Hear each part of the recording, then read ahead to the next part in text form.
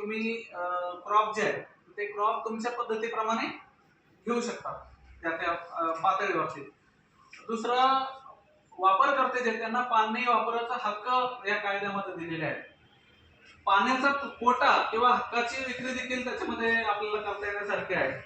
आणि याच्यामध्ये ड्रीप वगैरेला प्रोत्साहन देण्याच्या संदर्भात देखील तरतूद आहे. आता हा जो विषय हा अजून मला वाटतं की आपल्याला या विषयाकडे लक्ष द्यावं लागेल की सांडपाणी प्रक्रिया केंद्र देखील उभारणी करावं लागेल आपल्याला, किंवा जलसंपत्तीचा प्रदूषित करण्याच्या बाबतीमध्ये देखील आपल्याला प्रतिबंध करावा लागेल.